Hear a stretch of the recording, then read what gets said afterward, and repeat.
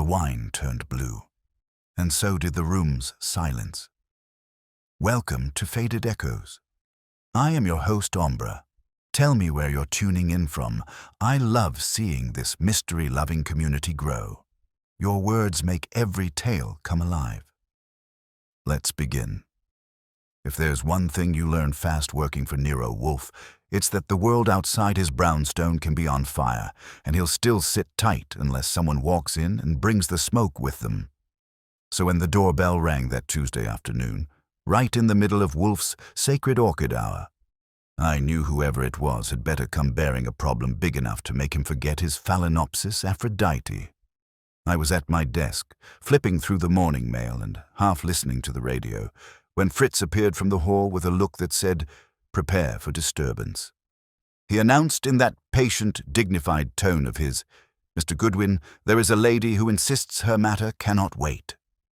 That line could mean anything from, "She's on the brink of tears," to, "She's about to sue the city." Either way, Wolfe would hate it. "Tell her she'll have to cool her heels," I said, and got up. "Mr. Wolfe is occupied." "I have told her," Fritz said.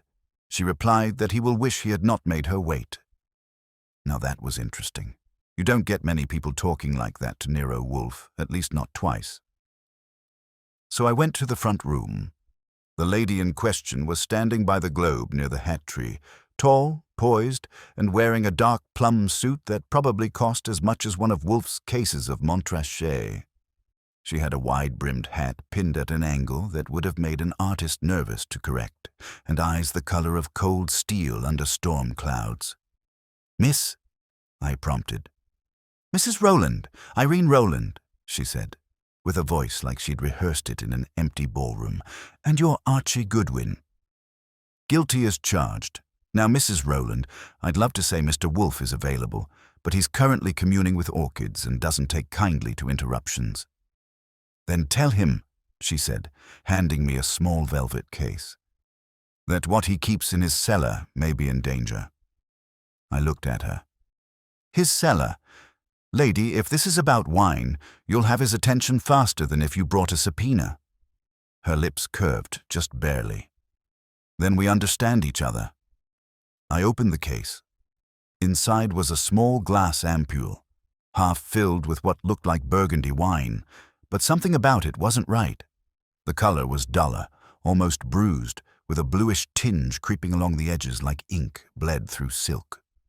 "Where did you get this?" I asked. She didn't answer.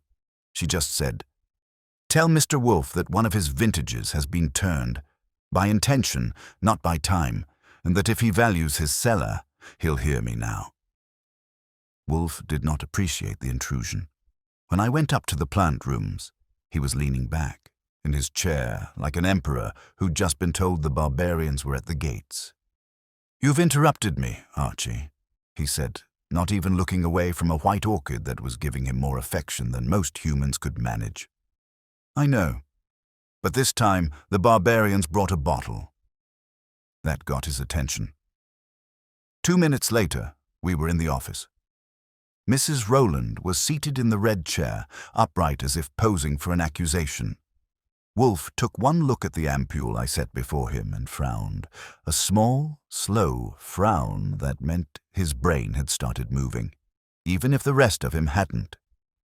"Explain," he said. She did, but not all of it, just enough to make the room colder. She claimed she represented a collector who recently acquired a cache of rare Burgundies, some of which Wolfe had apparently been offered years ago and refused. One bottle, however, had been tampered with. The wine had oxidized into that strange blue shade, and a chemical analysis suggested deliberate contamination. "And why?" Wolfe asked. "Should that compel me to interrupt my schedule?" "Because," she said, leaning forward, "whoever did it used your name." That made even him sit up. Wolfe stared at her. Then, slowly, "Madame, if you are here to accuse me—" "I'm here to warn you," she cut in. "Someone intends to ruin your reputation, Mr. Wolfe. They're planting evidence in the market, counterfeit wines, falsified certificates, and soon enough your supposed endorsement. By the time you notice, collectors will believe you've been trading spoiled vintages under your private reserve. Archie Goodwin might not know every bottle in Wolfe's basement, but I knew enough to see the man was rattled. He covered it well, tight lips, folded hands, but his gaze had gone distant, like a chess player staring 10 moves ahead. After a long silence, Wolfe said, "You have my attention, Mrs. Rowland, but not yet my trust. Archie, arrange dinner for 7:30. We will talk after." She rose. "Then you believe me?" He looked at her. Slow, deliberate. "I believe that anyone who would profane wine deserves my scrutiny." And that was that. She left the ampule on the desk, and Wolfe spent the next 20 minutes staring at it like it had personally insulted his ancestors. When she was gone, I said, "You really think someone's framing you over spoiled Burgundy?" Wolfe sighed. "Framing, Mr. Goodwin, is a vulgar word. But subterfuge, yes. Someone presumes upon my name, my cellar, and my discernment. That will not stand." He reached for the bell cord, rang once, and said, "Archie, find out who Mrs. Rowland truly represents." And just like that, Nero Wolfe was in motion, without ever moving an inch. The next morning began with the kind of silence that usually means Nero Wolfe is thinking, an occurrence that ought to have its own warning label. He was at his desk, motionless, except for the occasional twitch of his eyebrow, while I was making a fair attempt at pretending to read the Gazette. It had been 20 hours since Mrs. Irene Rowland had dropped her little purple bombshell, and Wolfe hadn't said more than 6 sentences since. That alone was cause for alarm. When Wolfe goes quiet, it's never because he has nothing to say. It's because he's building a trap, and even I don't get to know what kind until he's ready to spring it. At 9:30, Fritz entered the office holding a tray with Wolfe's breakfast, 4 eggs, lightly scrambled in cream, buttered toast, and a demi-tasse of coffee, and set it on the side table. He gave me a faintly accusing glance, as though I were responsible for the disturbance that had taken up residence in the brownstone. "He has eaten little," Fritz said softly. "He's brooding," I said. "That burns calories." Wolfe shot me a look that could have curdled milk. "Pfui! I am calculating, not brooding." He gestured toward the ampule of blue Burgundy, which still sat on his desk like a condemned prisoner awaiting judgment. "Archie, did you make the inquiries I instructed?" "Every one of them," I said. "And here's the lineup. Irene Rowland has no liquor license, no import record, and no husband, dead or alive, by the name she gave. Her address in the village is a rented sublet under an alias. I asked Lon Cohen at the Gazette to run her through his files. She doesn't show up anywhere before 1951. Either she appeared out of thin air, or she's using a name borrowed from a ghost." "Excellent," Wolfe murmured. "So she is not Mrs. Rowland. She is someone who needs to be Mrs. Rowland." "That's poetic," I said. "But what's her play? She waltzes in with a bottle that looks like grape juice after a bad night and claims someone's using your name to sell counterfeit wine. If it's a lie, it's a weird one. If it's the truth, it's weirder." Wolfe leaned back, fingertips pressed together like a man praying to reason itself. "Archie, the rare wine trade is a small, voracious circle. It revolves around vanity, reputation, and deceit. Perfect ingredients for villainy. If my name is indeed being used, the objective is not money, but credibility. Someone intends to make fools of collectors by invoking my discernment. And you think this mysterious lady's part of it." He gave a small grunt. "I think she was sent to warn me, in hopes I would dance to the tune they play. And I do not dance." I opened my mouth to ask what he meant, but the doorbell cut me off. Wolfe grimaced. "Fritz is occupied. Go." I went. At the door stood a man who could have passed for an academic. Neat, silver-haired, spectacles polished to righteousness, but the faint reek of turpentine and cork dust on his coat told a different story. He handed me a card. Claude F. Penway, consultant in oenology. Mr. Goodwin, I presume. His voice had that slippery British courtesy that usually conceals sharp edges. I was told to deliver something to Mr. Wolfe personally. I stepped aside, keeping my expression polite but my curiosity working overtime. Come in. When he entered the office and saw Wolfe, he executed a small bow. Sir, an honor. I've long admired your discernment in matters of vintage Burgundy. Wolfe inclined his head fractionally.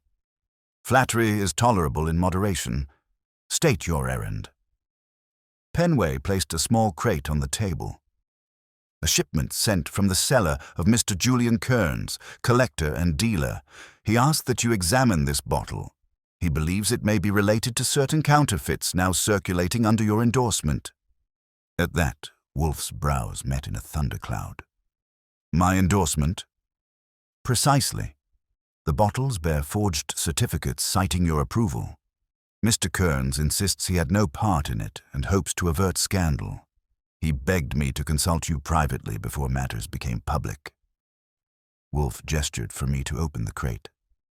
Inside was a single dusty bottle, sealed and waxed, labeled Clos de la Roche, 1937, with a pale blue discoloration at the base of the glass. Another one of the blue batch. Wolfe's gaze narrowed to a blade. And where is Mr. Kearns now? In seclusion, Penway replied smoothly. He fears legal repercussions. He requested I handle communication. I see. Then convey to him that I neither bless nor defend what I have not tasted, Wolfe said. Archie, note his address. I did. Penway looked faintly disappointed, like a magician whose trick had been spoiled. Then you decline to assist? I decline to be manipulated, Wolfe said. Good day, sir. Penway left with a twitch of his mouth that didn't bode goodwill. I shut the door and turned back. Wolfe was studying the bottle with the wary reverence of a priest handling an unfamiliar relic. Well, I said, that's 2 bottles, 2 messengers, and the same story. Someone's building quite the scrapbook with your name on it. Wolfe didn't answer. He rose, slowly, deliberately, and moved to the cabinet where he keeps his most private implements. The refractometer, the chemical drops, the sacred corkscrew he swore he'd never let another man touch. He took one look at the bottle and shook his head. Not yet. This will wait until Dr. Vollmer can be present. I will not have tampered evidence. That was Wolfe, half monk, half prosecutor. He rang for Fritz and told him to summon Vollmer, then turned to me. Archie, this cannot be coincidence. 2 visitors within a day, each bearing proof of corruption tied to my name. That implies design. Sure, I said, but what kind? Someone's trying to smear you, sell fakes under your signature, or maybe they're testing whether you'll take the bait. His eyes narrowed. Precisely. And if it is bait, the next move will not be in a laboratory. It will be in this house. It wasn't often. Wolfe predicted the future, but that time he didn't miss by much. At 6 that evening, just after dinner had begun, Fritz came storming from the kitchen like a man chasing the devil himself. His normally placid face was flushed, his apron flapping. Mr. Wolfe, something has been taken from the pantry. Wolfe set down his fork. Taken? Yes, Fritz said. A bottle of your private Burgundy, one of the 1945 Romanets. Gone. I looked at Wolfe. He didn't blink. When? Within the hour. I checked not half an hour ago. Now it is missing. Who entered the kitchen? No one. No delivery. No guest. The back door was locked. That did it. Wolfe rose, an event as rare as a lunar eclipse, and moved to the wall phone. Archie, he said calmly, call Saul Panzer. I want him here within the hour. Sure, I said. But maybe you want to tell me why. He turned his head slightly, his voice soft but sharp. Because, Archie, a theft in my own house is not merely insolence, it is declaration. He hung up, turned toward the blue-stained bottle and said quietly, "It begins." It took Saul Panzer 35 minutes to arrive, which meant he was both intrigued and mildly alarmed, because Saul never hurries unless the world's about to tilt. He stepped in wearing a brown overcoat and his usual face, the one that looks like it's made of brick dust and experience. Fritz, still rattled about his purloined Burgundy, was hovering in the doorway like an anxious sentinel. Wolfe hadn't moved from his chair since the theft, though you could practically see the calculations flickering behind his eyes like an adding machine on overdrive. "Evening, gentlemen," Saul said. "Archie told me something valuable vanished.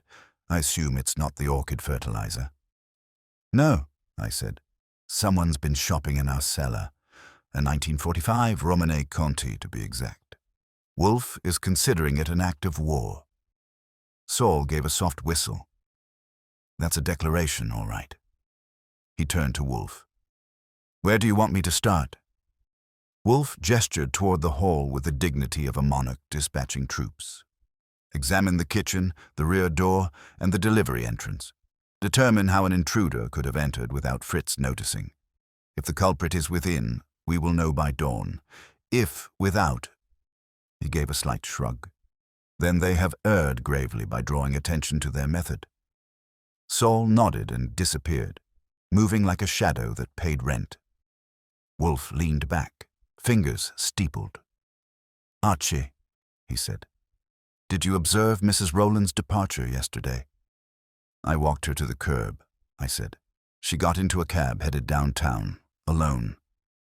"Did you note the license number?" I grinned. "I'm not as pretty as I look, sir. Yes, I did. Already ran it. Belongs to a Midtown dispatch company. No record of pickup from the address she gave. The driver who took her says she had him stop at 73rd and Lexington, then switched cabs." "That suggests caution," Wolfe murmured, "or deceit. Either would serve." The telephone rang, slicing through the thick air. I grabbed it. Nero Wolfe's residence. A familiar voice came through, sharp and low. "Archie, this is Lon. You asked me to keep an ear out for that name. Rowland. Well, I've got a nibble. A Mrs. Irene Rowland was listed as a secondary consultant on a wine import firm that folded 6 months ago, Cavendish and Morel. No legal trouble, but one of the partners, Julian Kearns, filed a private injunction when the company went under." That name dropped like a coin in a still pond. I thanked Lon and hung up. Wolfe was already watching me with the patience of a man who knew the answer was about to be obvious. "Julian Kearns," I said. "Our friend the collector. The same guy whose bottle Penway brought this morning." Wolfe's mouth twitched, not quite a smile. "Convenient symmetry. Mrs. Rowland warns me of a scandal tied to forged endorsements. Mr. Kearns sends proof of such forgery through an intermediary. And shortly after, a bottle vanishes from my own cellar, a sequence of provocations designed to create both alarm and dependence. I am to feel besieged, to seek assistance, and in doing so, expose my vulnerabilities. Whoever engineered this knows I detest intrusion." "Which narrows it down to half the city," I said.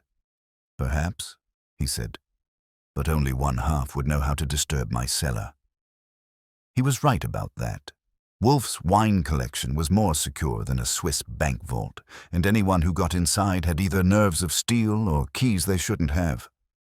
Saul returned a few minutes later with the efficiency of a man who could turn footprints into full biographies. "No forced entry," he reported. "Locks intact, hinges clean, no tool marks." But the window above the service door was unlatched. Could have been done from outside with a narrow rod. "Fingerprints?" Wolfe asked.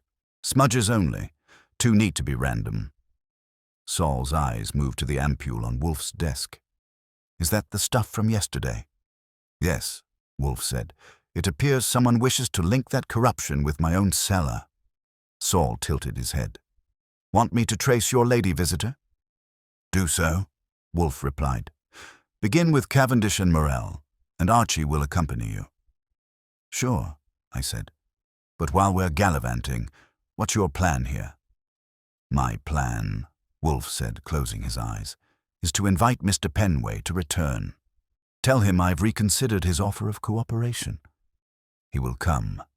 Men of his breed cannot resist the scent of vindication. When he arrives, he will either confirm my suspicion or betray his purpose. Either outcome is serviceable." I called Penway's number that night. He answered on the second ring, smooth as varnish.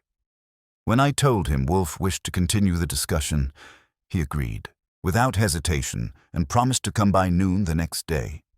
His tone had the flavor of triumph, as if he'd been waiting for Wolfe to cave. I didn't like it, and I said so after I hung up. "He thinks you're taking the bait," I told Wolfe. "Excellent," he said. "That will make him less guarded." That night the brownstone felt smaller than usual. Fritz kept pacing between the kitchen and dining room, muttering in German about sacrilege. Wolfe said little, but his silence had weight. You could almost feel the strategy forming, layer by layer. Around 10, Saul called to say he'd found a lead. Mrs. Rowland's alias traced to a boarding house on East 56th, rented under the name Irene Mallory.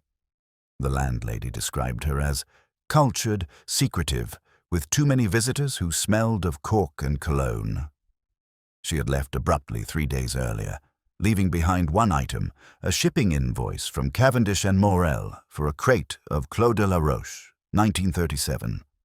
Wolfe had me read the details twice. When I finished, he said, "We are approaching the route, Archie. Cavendish and Morel collapses. A forged endorsement arises. Kearns hides, and Mrs. Rowland reappears as messenger. That chain cannot exist without deliberate linkage." "And what about the theft?" I asked. "The theft," he said, "is the linchpin. They required a token from my cellar to make their false merchandise plausible. When the blue Burgundies appear on the market again, they will carry a signature bottle, one genuine Wolfe vintage to authenticate the fraud." That froze the air between us. "So you're saying," I said slowly, "whoever did this needed your bottle not for drinking, but for proof?" "Precisely," Wolfe said. "They intend to demonstrate to collectors that their line bears my provenance. The bottle will serve as exhibit. See, even Wolfe keeps it." Diabolically simple. By the time midnight struck, I could tell Wolfe's patience had ripened into resolve.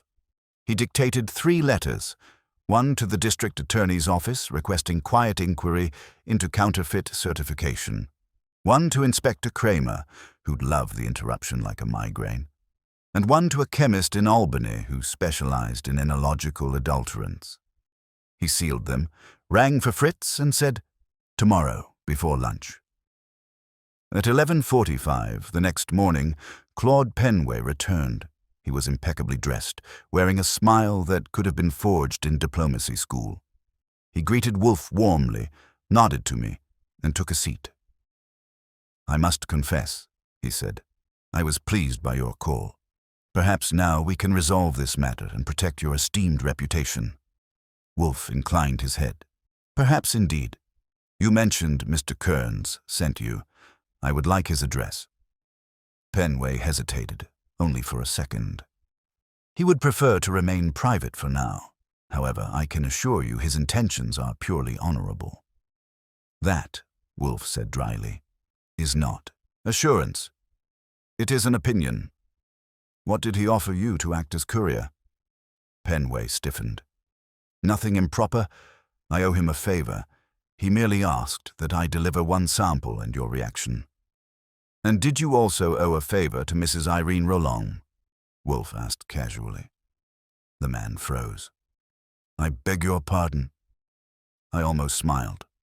Wolfe's tone was soft enough to pass for politeness, but it carried the force of a trap snapping shut. "You see," Wolfe went on, "she too acted as messenger for this little crusade.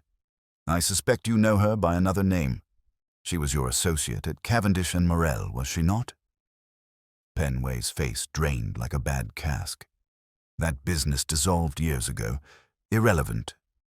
"On the contrary," Wolfe said. It is the root of the forgery. You, Mrs. Rowland, or Mallory, and Mr. Kearns devised a scheme to flood the market with fabricated vintages, authenticating them through counterfeit certificates bearing my name. You required a real bottle from my cellar to validate the ruse, so you stole it. Unfortunately for you, subtlety is not among your talents. Penway's breath shortened. That's absurd. Wolfe's eyes glittered. No, it is inevitable. Archie. That was my cue. I stepped to the door, opened it, and in came Saul Panzer, followed by Fritz, carrying a tray with the recovered 1945 Romanet. Found in Mr. Penway's automobile, Saul said calmly. Hidden in a false compartment behind the seat. For a second, Penway looked ready to bolt. Then he saw Wolfe's expression, calm, fixed, monumental. And he slumped. You don't understand, he said weakly. Kearns made me do it. He said you'd never notice. Wolfe raised a hand. No, sir, you mistake me. I notice everything. What I choose to ignore is another matter. Penway was still babbling when I called Kramer. Wolfe watched him the way a judge might watch a penitent. When the inspector arrived 40 minutes later, loud, red-faced, and already annoyed, Wolfe merely gestured at the bottle. Inspector, you may inform the district attorney that Mr. Penway's confession and the associated evidence will spare me further annoyance. Kindly remove him before lunch cools. Kramer grumbled something about Wolfe's timing always coinciding with his digestion, but he took Penway anyway. After they were gone, Wolfe exhaled, almost satisfied. Archie, he said, see that the cellar locks are changed, and tell Fritz I will dine at 8. Burgundy, proper Burgundy, will be served. Sure, I said. And the blue stuff? He glanced at the ampule on the desk. Send it to Dr. Vollmer. It has fulfilled its purpose. Like all corruption, it is best examined at a distance. He leaned back, closed his eyes, and murmured, Human folly, Archie. It taints everything fine, even wine. And with that, the brownstone fell quiet again, as if nothing had ever disturbed it at all. The next morning started with a calm that didn't sit right. The kind that makes you check your pulse to be sure you haven't gone deaf. The brownstone was too quiet.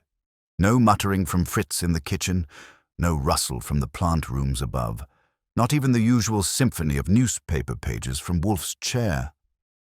I found him already seated at his desk, eyes closed, fingers pressed together like a man praying to the god of logic.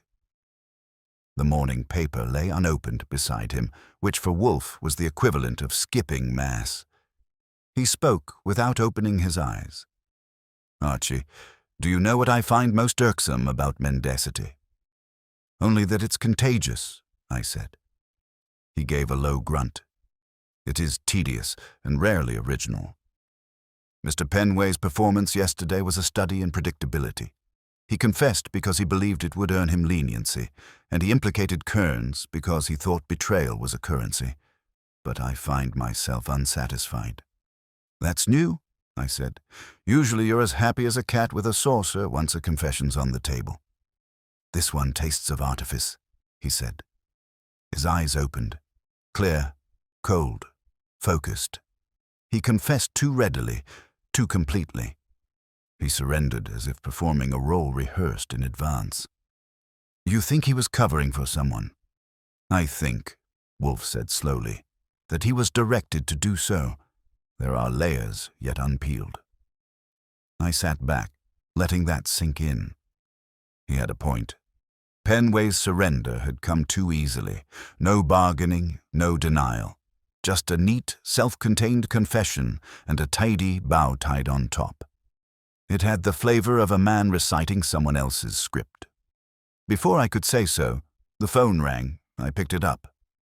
Goodwin speaking. The voice on the other end was feminine, low and careful. The kind of careful that means someone's afraid to breathe wrong.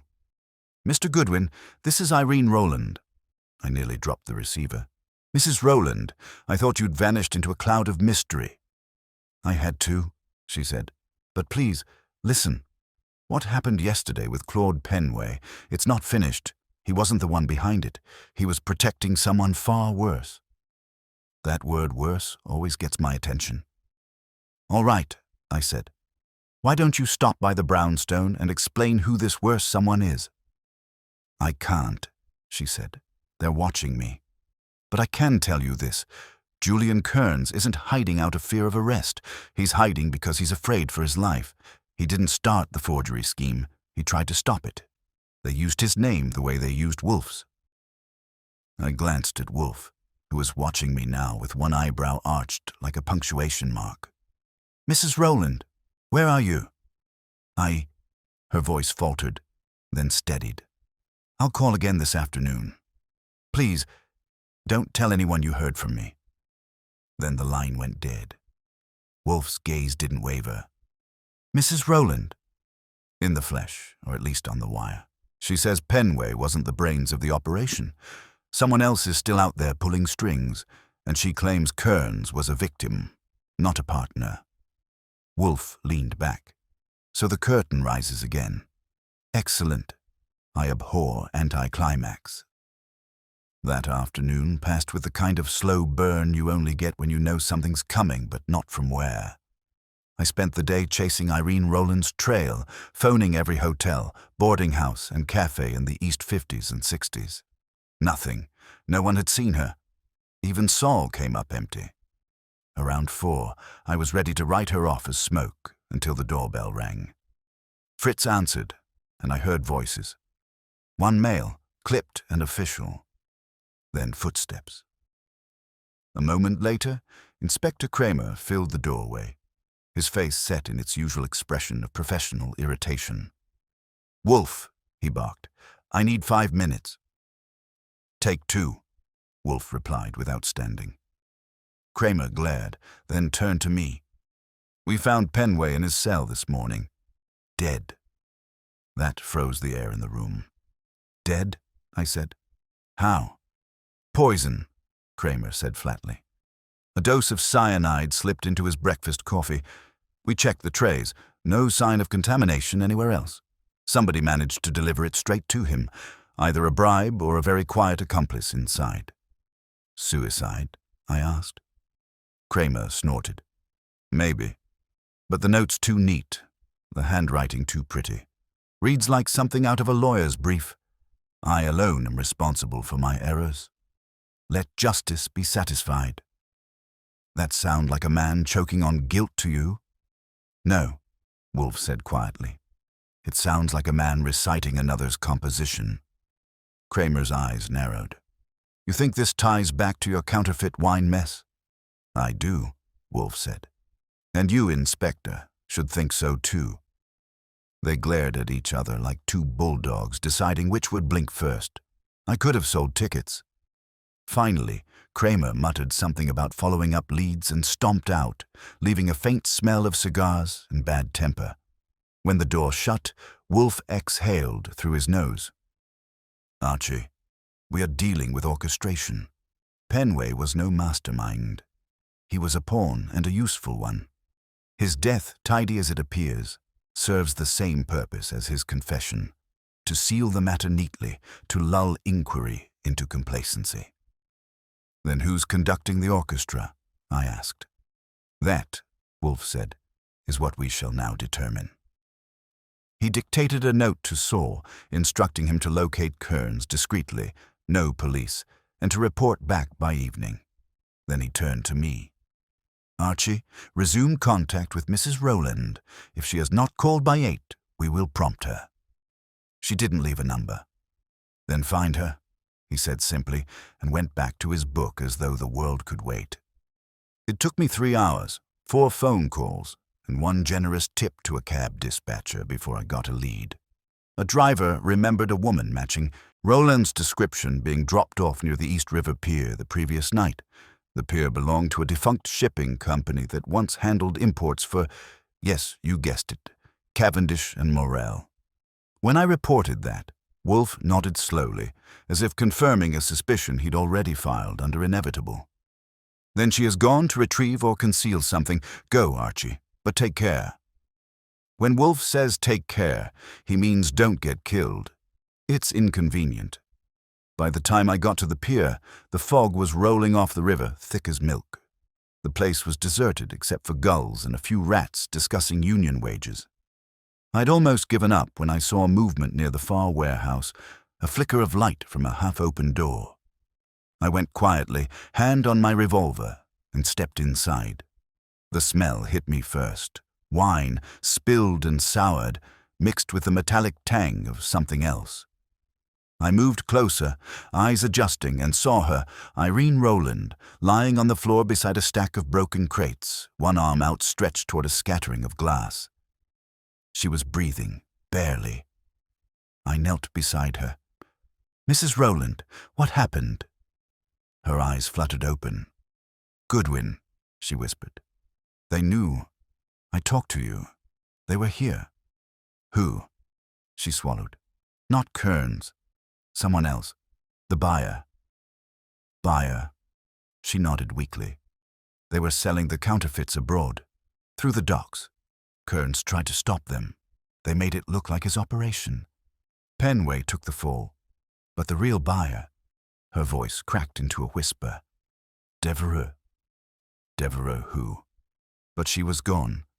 Her eyes closed, her breath slipped out, and silence filled the room again. I stood there for a moment, feeling the whole puzzle shift shape in my hands. Then I looked at the broken crate beside her, the label half torn but still legible. Clos de la Roche, 1937, the same batch. By the time I got back to the brownstone, Wolfe was waiting. His expression didn't change when I told him. Only the faint tightening of his mouth betrayed anything. "Devereux," he repeated softly. "Charles Devereux, the importer who once attempted to sell me adulterated wines and failed. His revenge was delayed, but not forgotten." He closed his eyes, thinking. He needed Penway for credibility, Rowland for access, and Kearns as scapegoat. Elegant but fragile. And now that fragility is exposed. He rang for Fritz. "Tell Saul to come immediately. There will be visitors before midnight, and I would have the house secure." Then he turned to me. "Archie, tomorrow we host a gathering. Devereux will come. He must. His pride will compel it. And when he does," he smiled, slow and cold, "we will uncork the truth." By morning, the air in the brownstone was thick with purpose. Fritz moved about the kitchen with the tense efficiency of a man preparing for guests he didn't want.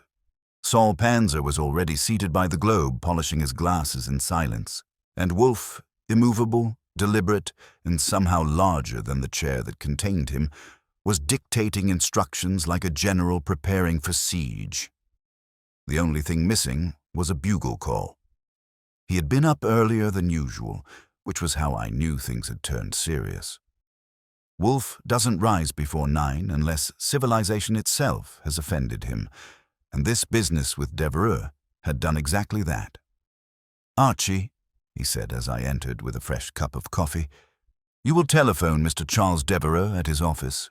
You will inform him that I am in possession of evidence proving his complicity in the death of Mrs. Irene Rowland, and that unless he presents himself here at 4 o'clock, I will deliver it to the district attorney.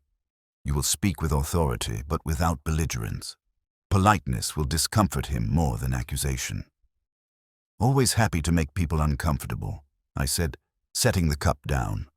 "But before I start dialing, what evidence are we talking about? I hope you're not referring to the hunch department."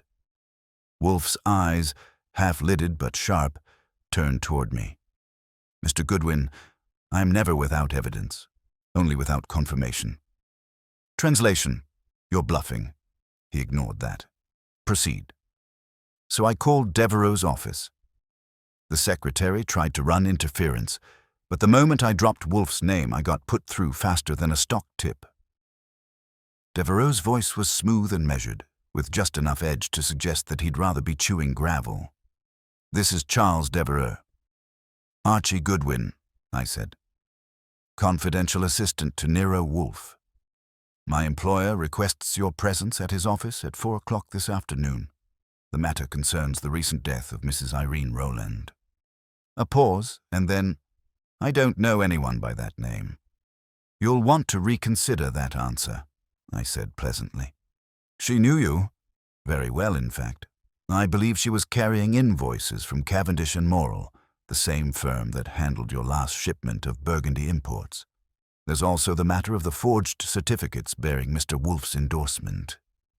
A sharper silence, followed by a slow, deliberate inhale. I see. And if I refuse? Then my boss takes his evidence to the DA, who's had a rough week and would appreciate an easy headline. There was another pause, longer this time. 4 o'clock, he said finally. Tell Mr. Wolfe I admire his sense of drama. I hung up. He'll be here, I told Wolfe, probably wearing his best smile and a hidden panic attack. Excellent, Wolfe said. Now we must prepare the stage. He spent the next hour instructing Fritz to arrange the office exactly as he wished it. Chairs aligned, decanter gleaming, ashtray centered, blinds half drawn to let in only what he called the suggestive light of exposure. Saul, meanwhile, was given his assignment: trace Kern's current whereabouts and ensure he was alive, sober, and capable of appearing at short notice. Wolfe's theory, which he didn't bother to disguise, was that Kearns was the last piece of leverage needed to corner Devereux. By noon, Saul called in from a payphone uptown.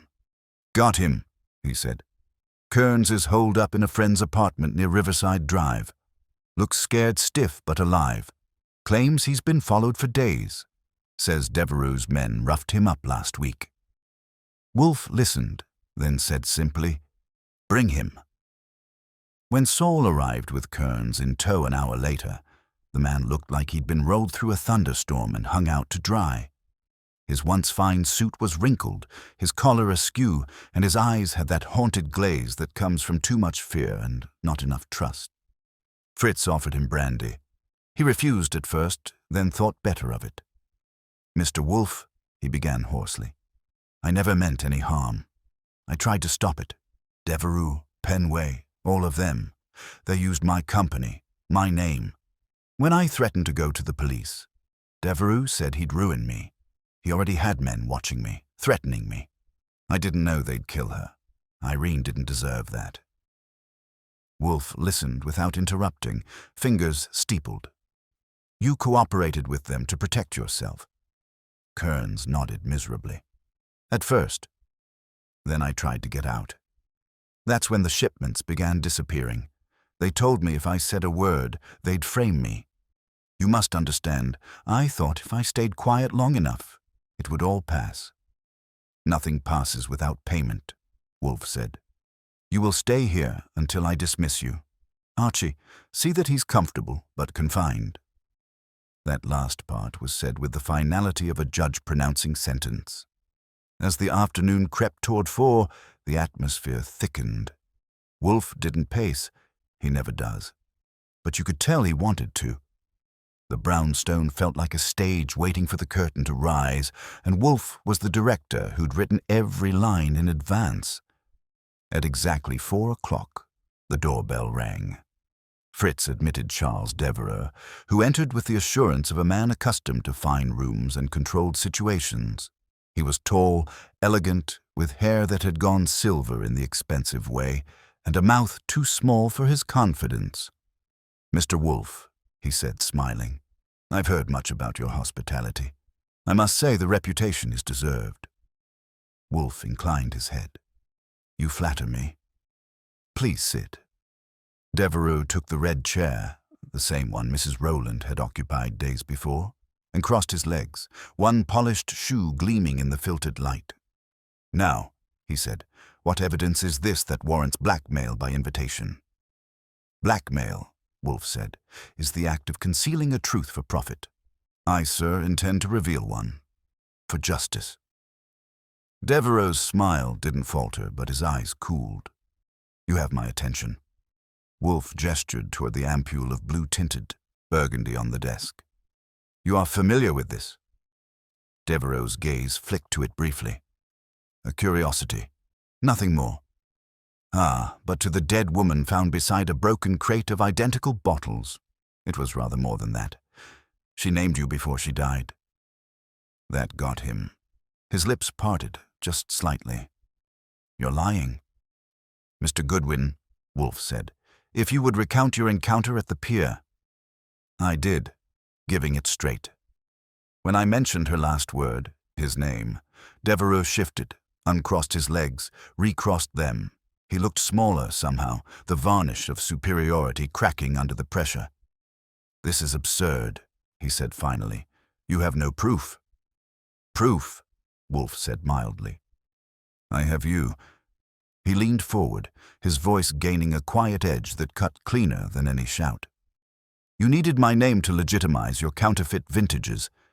You used Penway's expertise to doctor them and Kern's license to move them. Mrs. Rowland, your mistress, if I am not mistaken, was the intermediary. But when greed demanded more, you sacrificed her. Penway confessed by your design, and you silenced him before he could retract. Devereux's color rose. You can't prove any of that. Mr. Panzer, Wolfe said without looking away.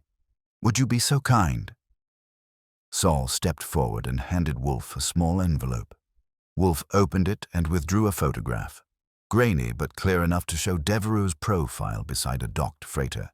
His hand extended to a man holding a crate marked Clos de la Roche, 1937. Taken 2 nights ago, Wolfe said. The same evening Mrs. Rowland died. You were there, overseeing her disposal. You miscalculated, assuming the river would keep its secrets. Devereux stood abruptly, his face a storm of anger and fear. This is ridiculous. You fabricated this. Sit down, Wolfe said softly. The tone did it. Devereux sat. For a long moment, no one spoke. Then Wolfe rang the bell cord. Archie, call Inspector Kramer. Devereux slumped back. If you think this will hold, you're mistaken. I have connections. Wolfe gave him a small, pitying smile. Connections, Mr. Devereux, are like counterfeit wines. They may appear fine until tested. Kramer arrived 20 minutes later, full of questions and cigar smoke. Wolfe handed him the photograph, the ampule, and Devereux. Kramer left grumbling about private detectives playing judge and jury, but there was satisfaction behind it. When the door closed, Wolfe exhaled, long and deep, as if expelling the entire case from his system. Archie, he said, open the Burgundy, the real Burgundy. Tonight we drink to purity reclaimed. I went to the cellar, fetched the 1945 Romanée, and poured 2 glasses. He lifted his, sniffed, tasted, and nodded once. Good, he murmured. Not perfect, but honest. That will suffice. Then, after a pause, he added quietly, in wine as in men, corruption begins when one forgets restraint. I raised my glass. And ends, I said, when you find someone stubborn enough to uncork it. He gave a rare smile, and for the first time in days, the brownstone felt like itself again. The quiet after Devereux's arrest didn't feel like victory. It felt like a held breath. Fritz moved about softly, as if afraid to wake something that wasn't quite dead. Saul left around midnight after a quiet exchange with Wolfe, and Kearns, still shaken but free of visible guilt, was allowed to sleep in the guest room. Even the orchids above seemed subdued, their perfume faintly cloying in the upstairs air. I sat across from Wolfe with my second cup of coffee cooling fast, waiting for him to speak.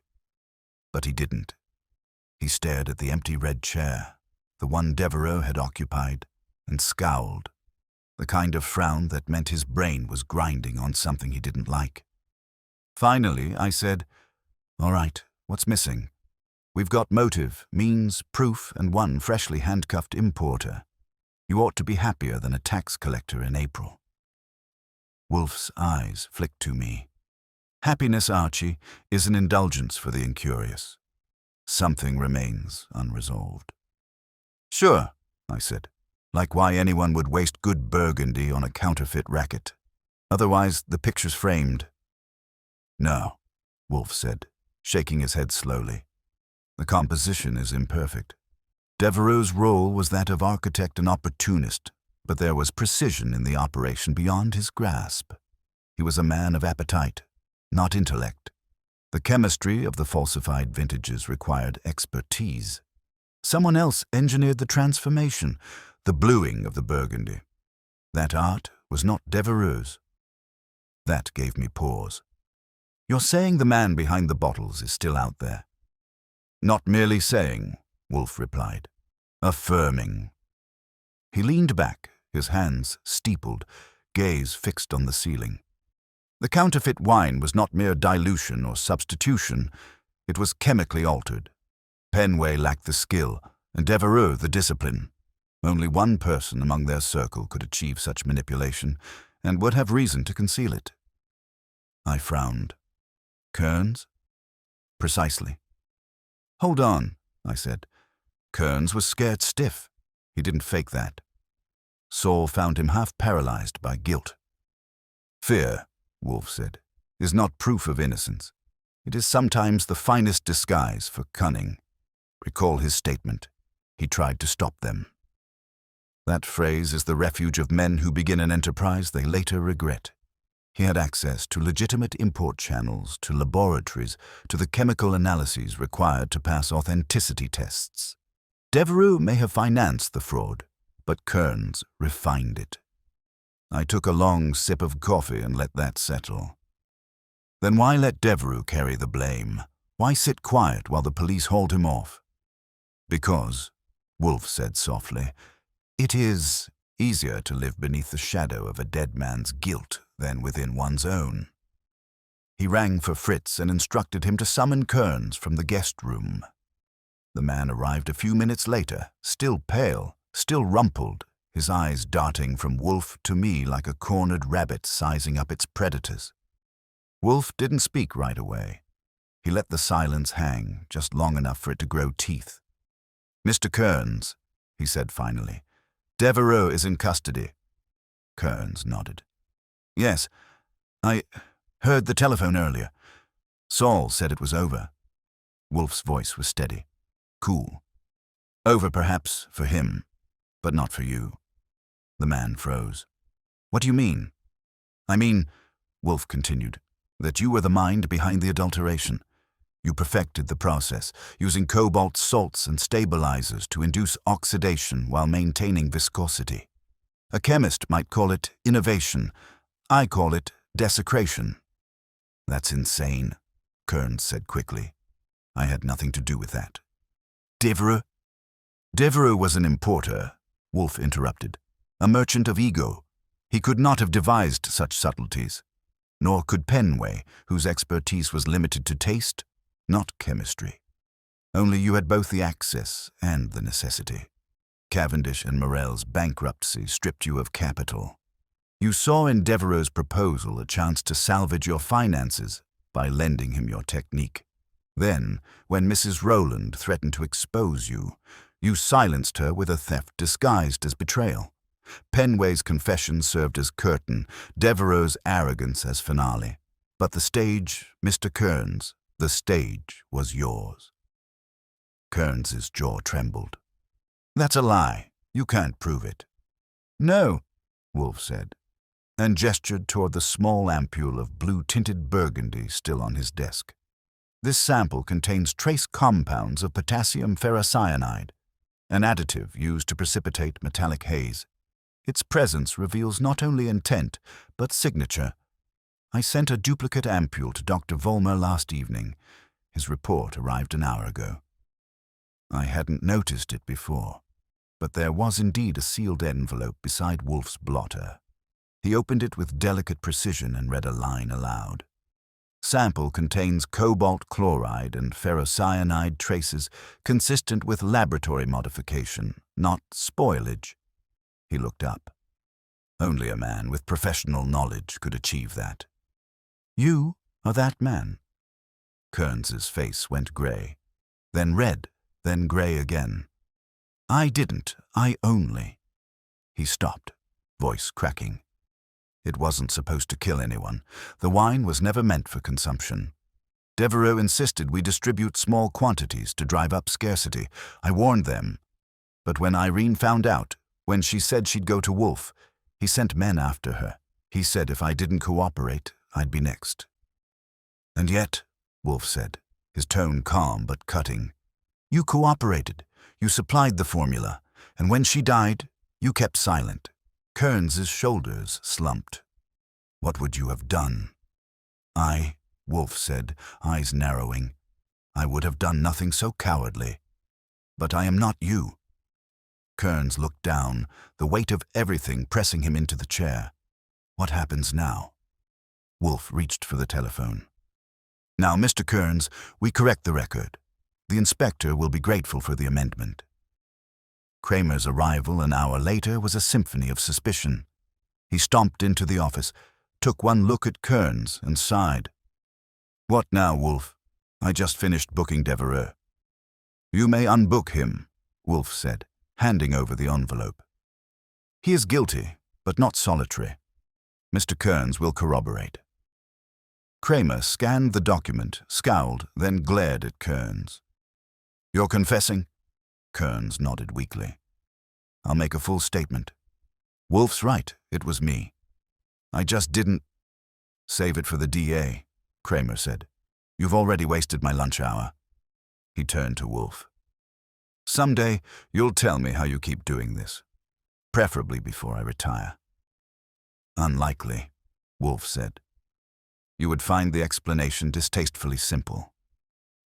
When Kramer left with Kearns in tow, the office was quiet again.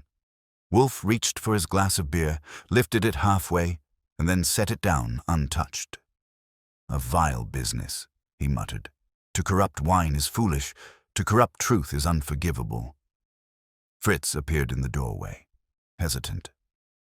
Dinner, sir. In an hour, Wolfe said. Archie, see that the cellar is inventoried anew, every bottle. I will not permit a single label to carry the shadow of this affair. Sure, I said, but that'll take all night. Then you will sleep tomorrow, he said. He closed his eyes and leaned back, the frown easing at last. For a long moment, neither of us spoke. The brownstone had its stillness again, the kind that only comes when Wolfe's world has been restored to balance. I watched him there, solid as ever, and thought about what he'd said earlier, about corruption. He was right, of course. It never starts big. It starts small, quiet, almost respectable, like a drop of color seeping into clear water until everything's tinted. Wolfe opened his eyes, caught me looking, and said dryly, Archie, you are ruminating. It ill becomes you. Fetch Fritz. If we must endure the aftermath of villainy, we will do so with trout in cream sauce. That was Wolfe's version of closure. Order restored, appetite returned, and justice, like Burgundy, properly aged before serving. I went to the kitchen, leaving him there with his thoughts, surrounded by silence, the faint scent of orchids drifting down from above, and a single empty glass glinting in the lamplight. A reminder that in Nero Wolfe's world, even the finest vintage could turn blue if left too long uncorked. The following morning began as most mornings do in the brownstone, quiet, precise, and perfumed with Fritz's coffee. The city outside was muffled under an early mist, and the only sound was the faint shuffle of the Gazette sliding through the mail slot. Normally, I'd scoop it up and make a wisecrack about the front page before handing it to Wolfe, but not that day. The headline did it for me. Wine fraud ring exposed. Chemist confesses in scandal. Underneath, the smaller print carried the words, Charles Devereux released. Julian Kearns admits complicity in forgery and death of woman believed to be associate. I folded it once, twice, and set it on Wolfe's breakfast tray without comment. He didn't ask for details. He'd already deduced the rest. The paper was confirmation, not revelation. Justice, he murmured after a long pause, is like fermentation. It is messy, slow, and often misjudged in its early stages. But given time, the sediment settles. That's one way to toast a headline, I said. But before we start celebrating the end of villainy, Kramer called while you were dressing. Says there's a problem. His head tilted a fraction. A problem? Apparently Kearns didn't make it through the night. Collapsed in his cell before dawn. The prison doctor says heart failure, but Kramer doesn't buy it. The fork in Wolfe's hand froze above his plate. Heart failure, he repeated flatly. Yeah, too convenient? He didn't answer, but his brow furrowed, and that was enough. When Wolfe frowns before 9 o'clock, the day's going to be long. By the time I came back from delivering the mail to the desk, he was already setting his utensils aside. Archie, he said, telephone Inspector Kramer. Ask him to come here immediately. Tell him I will not tolerate delay. When Wolfe says not tolerate, he means it in the sense emperors used to mean exile or execution. I called Kramer, and an hour later he showed up looking like he'd chewed his way through a cigar factory. He dropped into the red chair with a growl. You couldn't wait till noon, could you? I could, Wolfe said mildly, but Mr. Kearns could not. Kramer scowled. You heard already? You told Mr. Goodwin. I surmise you share my suspicion. I don't know what I share anymore, Kramer said. Kearns was found alone, lights out, no signs of struggle. We're waiting on the tox report, but the coroner's leaning toward poison. No trace in the food or water. Then it was administered earlier, Wolfe said. Possibly before his arrest. A delayed compound. Kramer blinked. A delayed... Wait a minute. You mean he was dosed before you even called me? Quite likely. It would explain his lethargy last night. His pallor, the perspiration. I observed the symptoms, though I misattributed them to strain. That was my error. Kramer's face turned thoughtful, then grim. Then whoever wanted him quiet planned ahead. Precisely, Wolfe said. And the only man with reason and access to ensure his silence is the same one who first profited from his guilt. Devereux, I said. Wolfe nodded. Released too soon, as I feared. He would not risk exposure should Kearns attempt to negotiate leniency. Kramer's jaw clenched. Then we're back to square one. Not quite, Wolfe said. We have the pattern. Devereux never acted alone. He never could. He was a man who required instruments, not equals. He needed one more hand to orchestrate the closures, the shipments, the bribes. Penway, Roland, Kearns. They were expendable. The fourth remains. Fourth? I asked. Wolfe turned his gaze toward me. The link within the customs office. Someone who cleared the shipments and destroyed the trail. Kearns' invoices mentioned Cavendish and Morel, but the import papers were processed through a third party. Someone under the name H. Layden. Find that name, Archie. I suspect it will lead us to Devereux's last associate, and perhaps to Kearns' poison. Kramer stood, adjusting his coat. I'll put a man on it. No, Wolfe said. Your men will frighten him into hiding. Mr. Goodwin will find him. Kramer gave me a look that said if he gets shot, it's your problem, then stomped out. As soon as he was gone, Wolfe leaned back and closed his eyes. Archie, before you depart, you will stop by Dr. Vollmer's laboratory. Retrieve the results of the secondary analysis on the blue burgundy. If my suspicion is correct, we may find traces of the same agent that killed Kearns. So that's how I spent my morning, chasing paper ghosts and laboratory reports. Vollmer's assistant handed me the sealed envelope with the solemnity of a priest delivering confession. I didn't open it until I was back in the cab. The summary was short but sharp. Presence of cyanogenic compounds derived from cobalt salts. Concentration suggests cumulative toxicity if ingested repeatedly. I whistled low. Well, that clinches it, I said to myself. Our burgundy wasn't just counterfeit, it was loaded. When I got back, Wolfe was mid-argument with Fritz about whether wine could ever truly die. Fritz insisted it could. Wolfe disagreed on theological grounds. I handed him the report. He read it, nodded once, and said, "So, the same compound, administered slowly. That confirms our hypothesis." "Meaning what?" I asked. "Meaning Mr. Kearns was drinking his own ruin for weeks," Wolfe said. "Devereux must have known. He likely instructed him to sample each batch, ostensibly for quality control. A grotesque irony, poisoned by the very fraud he perfected." I let out a breath. Then maybe Kearns' death wasn't murder after all. Maybe just poetic justice. "No," Wolfe said sharply. "Justice is deliberate. This was convenience. Devereux ensured his silence long before he needed to. He simply allowed nature and chemistry to conspire."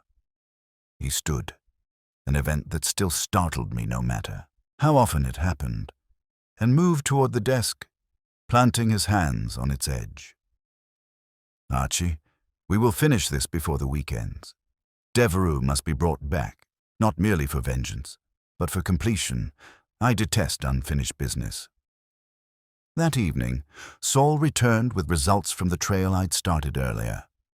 The name H. Leyden belongs to a man named Harold Leyden, mid-40s, clerk in the Customs Bureau, assigned to warehouse inspections on Pier 18. He's been missing since yesterday morning. Neighbors say he packed a suitcase and left in a hurry. Wolfe nodded grimly. "He flees because he fears his employer has fallen. Devereux will seek to remove him before he can be found." "And you expect me to find him first?" I said. "Of course." I left just before dusk. The fog had thickened again, a repeat performance from the night Irene Roland died. The city seemed to have learned her trick of breathing secrets into the dark. It took 2 hours and 3 bad cups of coffee before I located Lydon at a boarding house in Queens. He was nervous, sweating, and ready to run. When I mentioned Wolfe's name, his legs nearly gave way. He talked, oh did he talk, about the falsified manifests, the payoff envelopes, the hidden shipments coded through dummy corporations. And finally, he talked about Devereux's retreat. "He's got a warehouse out past the river, near Yonkers," Leyden said. "Old bottling plant. He said if things went wrong, he'd wait there till it blew over." I left him with a warning not to leave town and called Wolfe from a payphone. His voice was calm as ever. "You will not approach, Archie. The police will handle it." "Since when do you delegate?" "Since I have what I need," he said. "Return at once." When I got back, Wolfe had already called Kramer.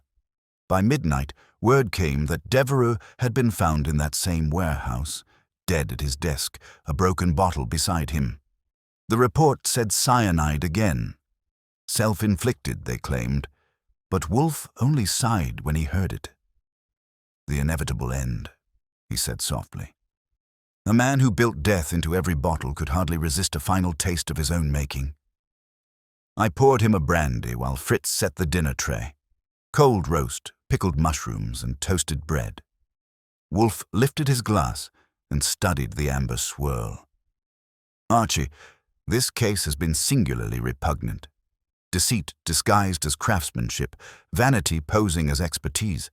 It reminds me that refinement without conscience is rot wearing perfume."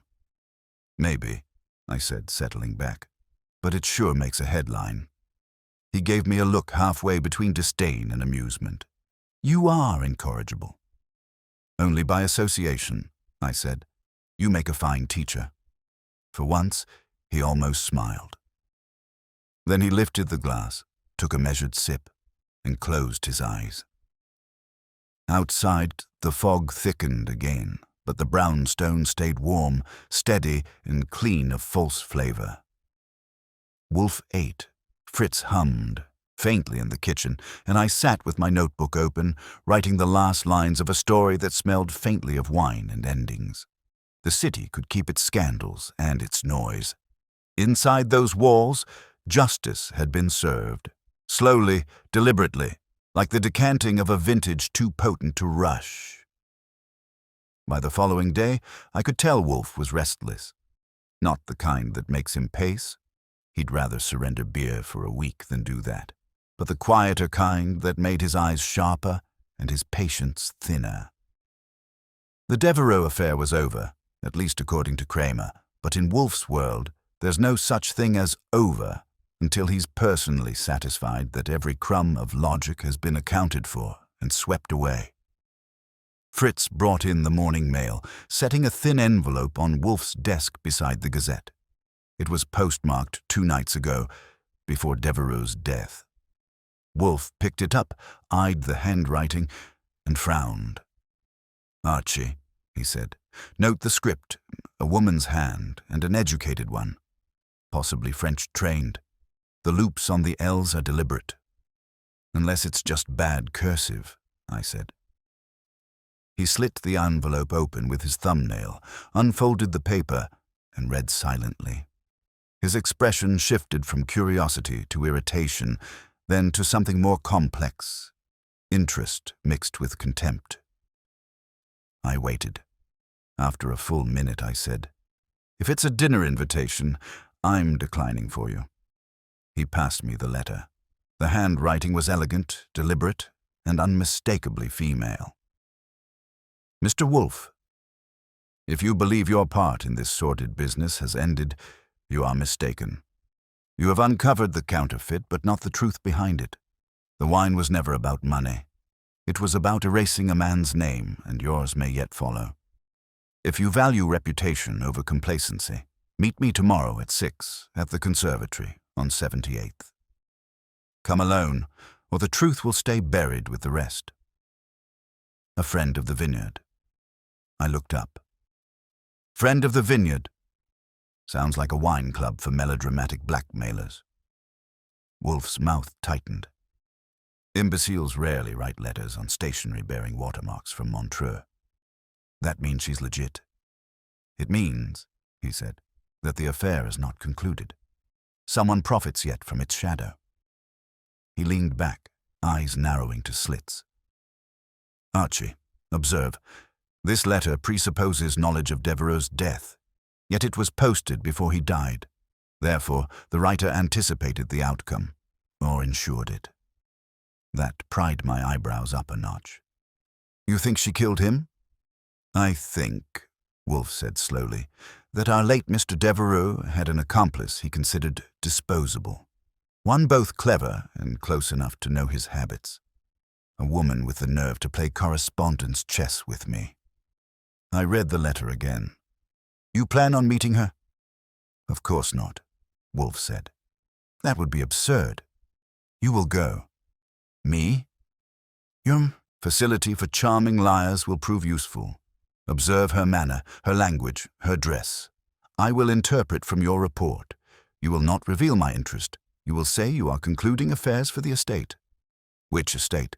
"His," Wolfe said dryly. "He is conveniently dead. Let us profit by it." At 6 on the dot, I arrived at the conservatory, a glass and steel greenhouse tucked between 2 brownstones, half garden, half sanctuary. The air inside was warm, thick with jasmine and damp soil. It smelled like secrets trying to bloom. She was already there. Early 40s, maybe less if the light was kind, in a slate-gray coat and gloves that looked like they came from Paris, or somewhere pretending to be. Her hair was dark, perfectly set, and her eyes, when she turned to meet mine, were sharp enough to slice through flattery. "Mr. Goodwin," she said. "I expected Nero Wolfe." I smiled. "You get me instead. The boss is allergic to travel and sentiment, and this meeting sounded like both." Her mouth curved faintly. "Then he trusts you." "I'm told I'm indispensable, usually by myself." She didn't smile. "I wrote because I wanted him to know the real purpose behind Devereux's scheme. It wasn't greed. It was correction." "That's a new spin on forgery and murder," I said. "Correction for what?"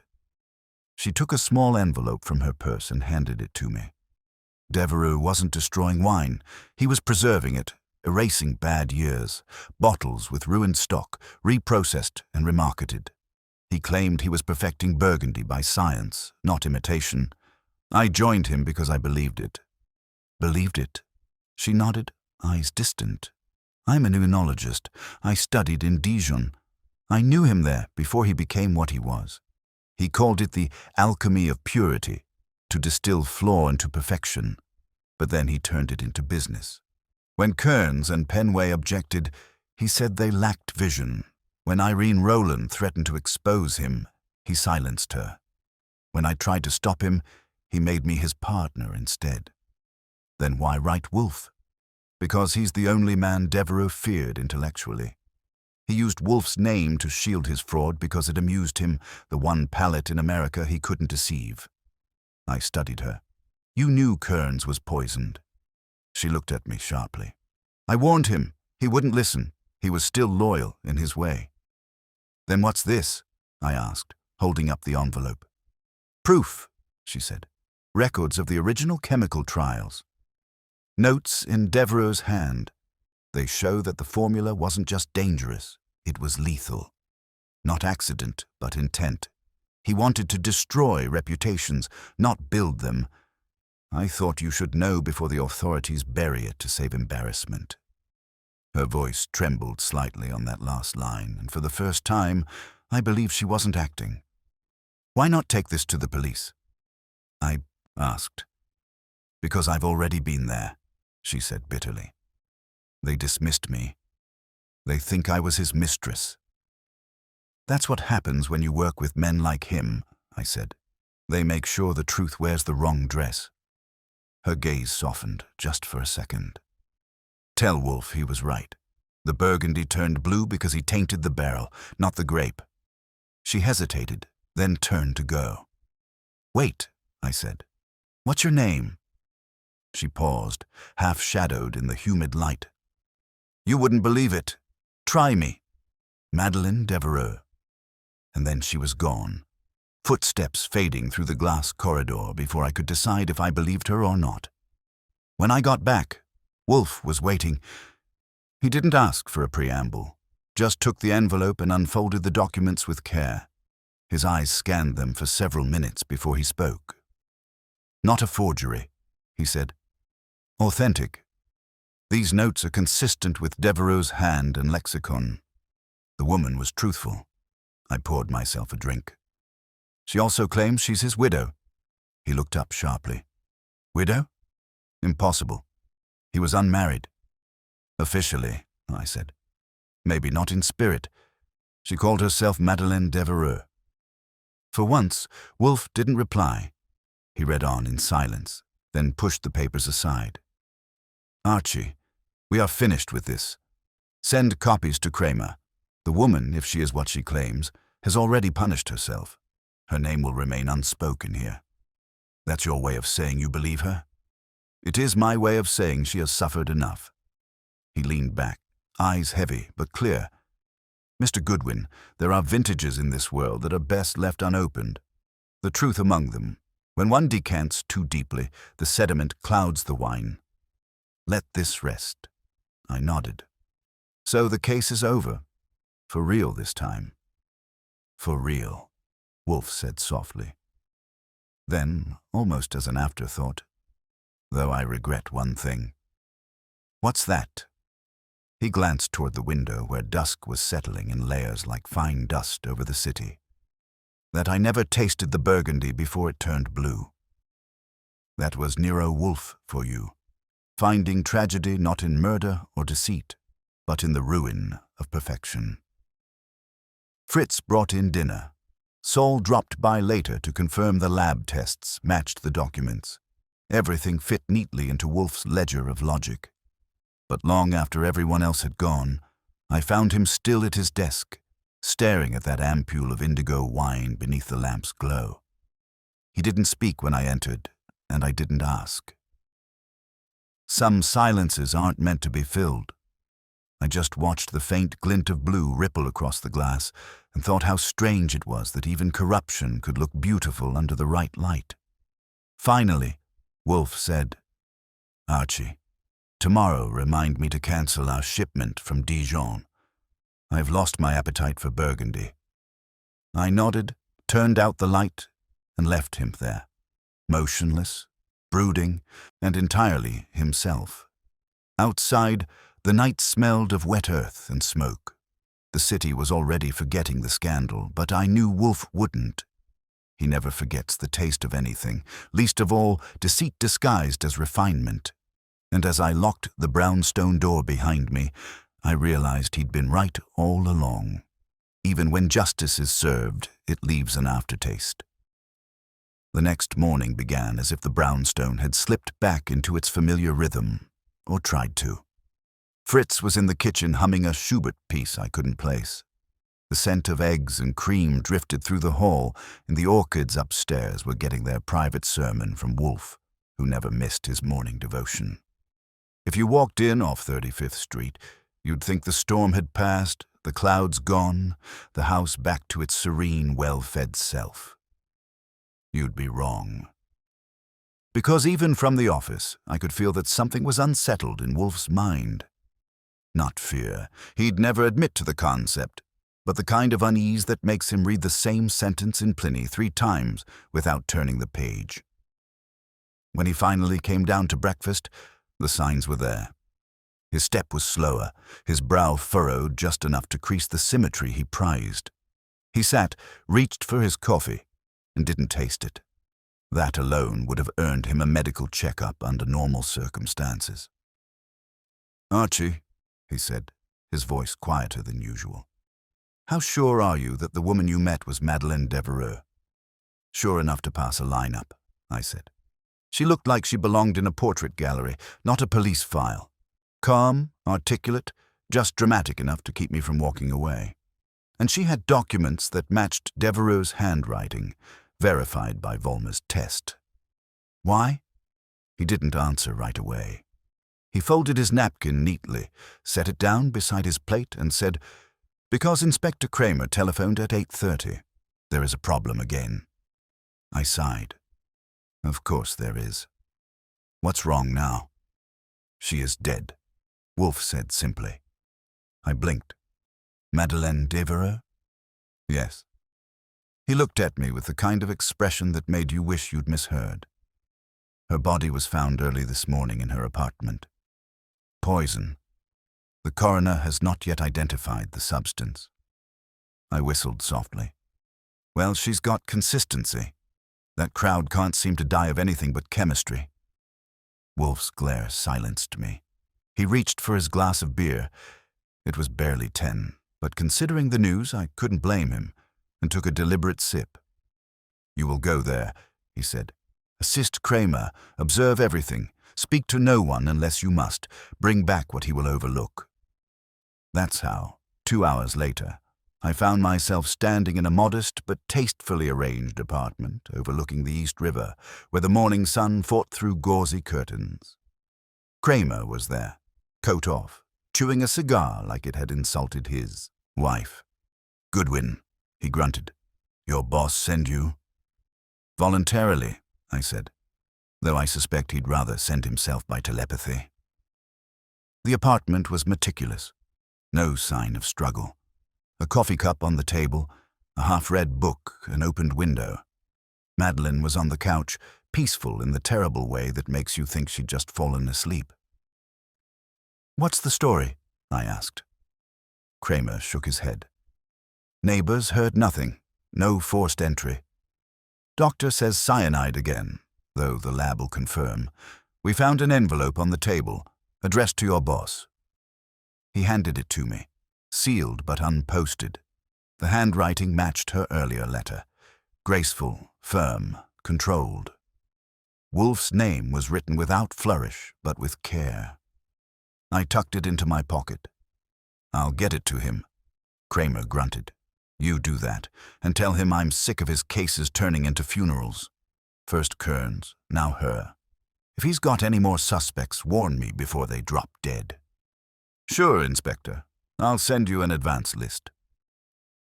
When I got back, Wolfe was waiting at his desk, as if he'd never moved. He took the envelope without a word, slit it open, and read. His lips tightened, but he didn't frown. This was worse than a frown. It was the expression he wore when a fact offended him. He handed it to me. Mr. Wolfe, I told you the Burgundy was never about profit. You now understand that its corruption was deliberate, a mirror for something greater. Devereux believed perfection was illusion. He wanted to destroy what others worshipped. I was his final experiment. If this reaches you, then I have fulfilled it. Tell them he succeeded, but only in proving how easily purity spoils when it tries to outlast truth. I read it twice before speaking. So she killed herself. That's what it sounds like. No, Wolfe said. That is what she was meant to sound like. I stared at him. You think she was murdered too? He nodded once. Observe her phrasing. If this reaches you, then I have fulfilled it. That presupposes anticipation, not despair. She wrote under coercion. Whoever killed her required that note to seem like confession. She was silenced as Kearns was. Who'd bother? Devereux's dead, his empire's dust. Empires leave embers, Wolfe said. And ambition, like wine, ferments beyond its maker. Someone continues the design. He rose twice in one day, a miracle in any calendar, and walked to the globe. Archie, when I was younger, I believed corruption was confined to greed. This case has disproved that. It is intellectual corruption that concerns me now, the urge to control perfection by imitation. Translation, I said. Someone's still out there faking something. Precisely. And I intend to find who. He sent Saul Panzer to trace Madeleine's contacts, Lon Cohen to dig into the European trade logs, and me to revisit the conservatory where I'd met her. The Isat-Tiptin letter, Wolfe said, was posted before Devereux's death, yet referenced outcomes known only afterward. Either she foresaw it, or she was guided by one who did. Meaning? Meaning, Archie, someone with foresight, or orchestration. Find me that hand. The conservatory hadn't changed. Same lush humidity, same faint perfume of earth and decay. The woman who managed the place recognized me immediately. The lady you met, she said. Yes, she was here again yesterday, with a gentleman. What gentleman? She frowned, searching memory. Tall, thin, grey hair, foreign accent, French perhaps. He signed the guest ledger. She led me to it. I flipped to the page and read the name scrawled there. Henry Morel. Cavendish and Morel, the ghost company.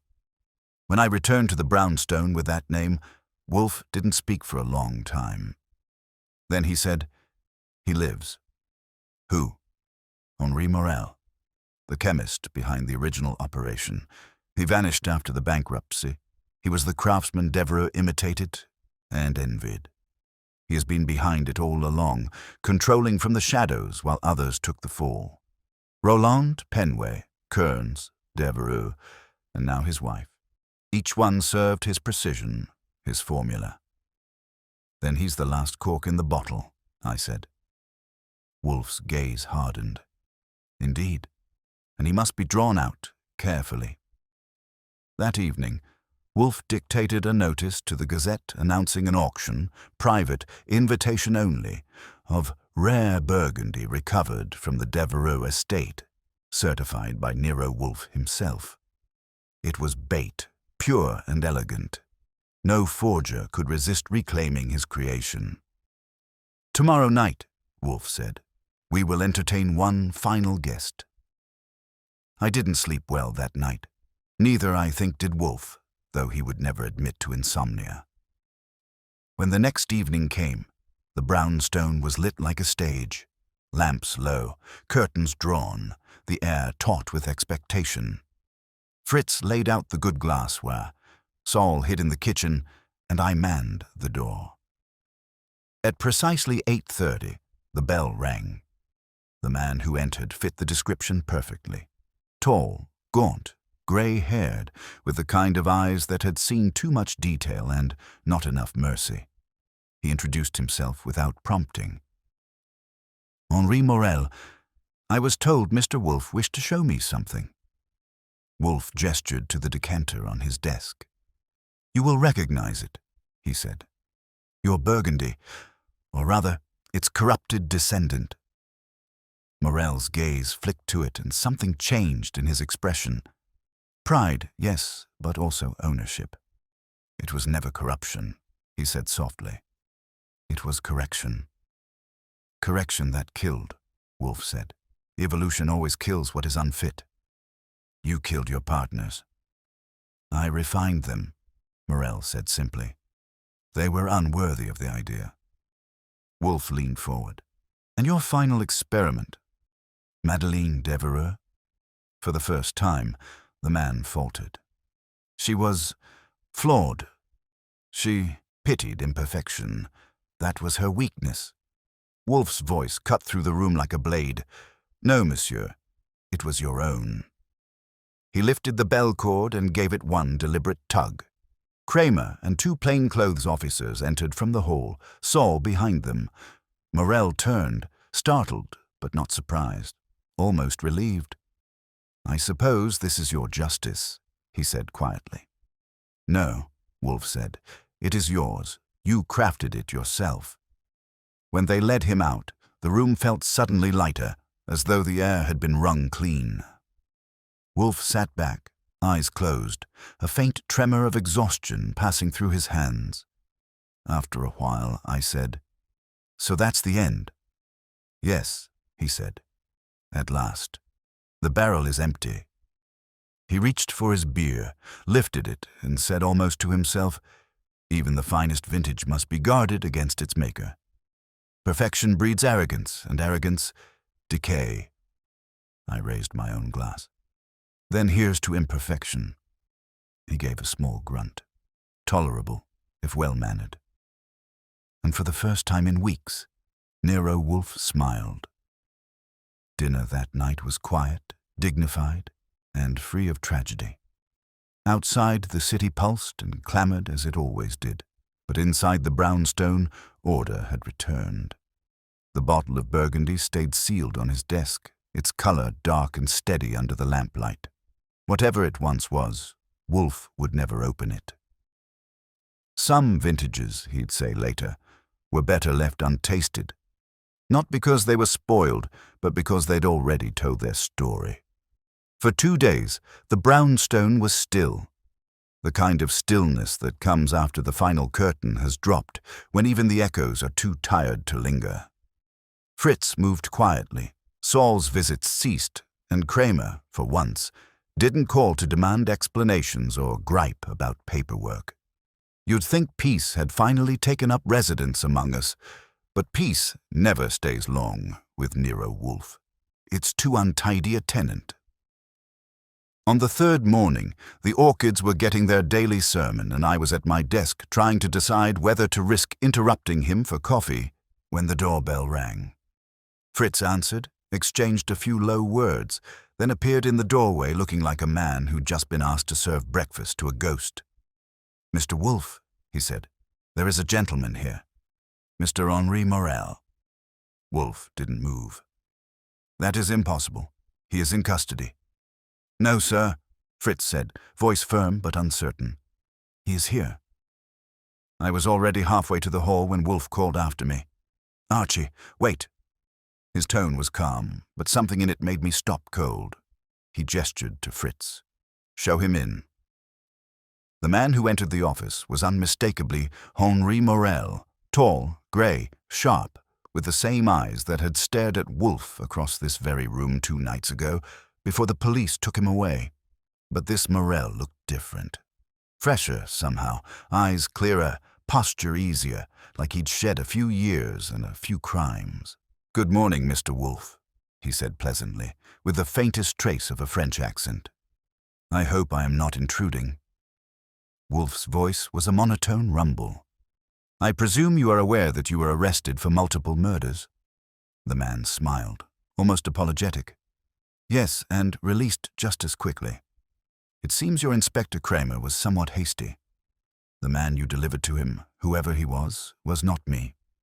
I blinked. "Now wait a second. You're saying there were 2 of you?" He nodded.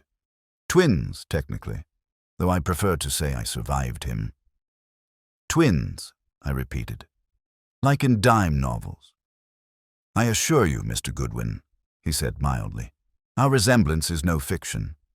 My brother Claude and I shared everything once, our education, our research, our ambitions, until he decided that one of us was enough for the world.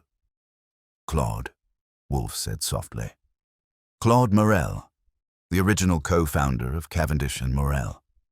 Yes, the man said. He vanished in '49. Everyone assumed I was him. It was simpler not to correct the record. Why come here? I asked. You've got every reason to disappear again. Because I suspect the wrong man died. He took a slow step forward. My brother was brilliant, but deranged.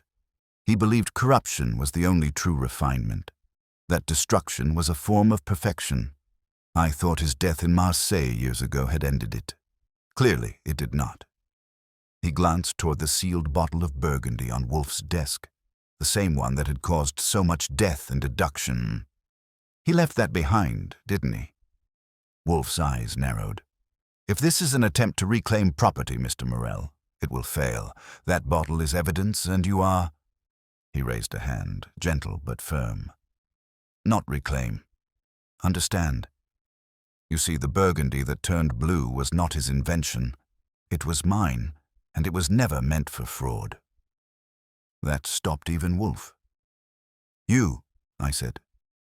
You made the blue wine. He nodded. Yes.